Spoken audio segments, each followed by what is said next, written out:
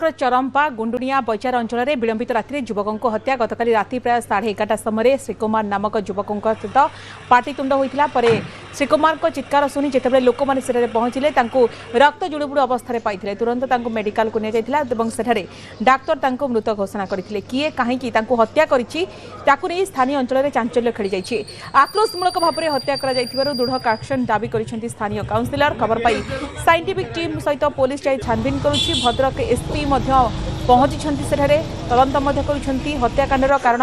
जनापड़ नथिबा अभियुक्तों को धरने को स्वतंत्र टीम गठन कर भद्रक एसपी कहते हत्याकांड पछरे अनैतिक निशा कारबार आउ एक कारण होइथाय पारे बोली आशंका करिसेंती एसपी। ए अंचल रे आज जाए आम बाप गोसाब अमल एमती केवे भी ही नथिला जहाँ अत्यंत दुखद एवं समस्ते अंचलवासी भयभीत केमिति आसामी मानू तुरंत धरा एवं कठोर कठोर कार्यानुष्ठान से ग्रहण करा जहा फल कि कौन सी आगामी दिन में जमती पिला भयभीत है एमती किसी भूल पदक्षेप नवाई श्री कुमार राव से निरीह पिलाटा ताको कौन कारण थिला हम तो जानी ना किंतु जो निशा कारबार होती पुलिस पेट्रोलिंग ठीक भाव में होता कि जो धरा धर कारबार को रोकी होता ताले ये सब अघटन घटनते ना देखी गाड़ी ऊपर बसला बेलू चिल्लाचिल्ली स्टार्ट है चिल्लाचिल्ली स्टार्ट है मुझे झगड़ा मगड़ा नागी बोधे पेला ठेला भी तो नागी चलती सेठू से जो छुआटा डेथ है सी हूँ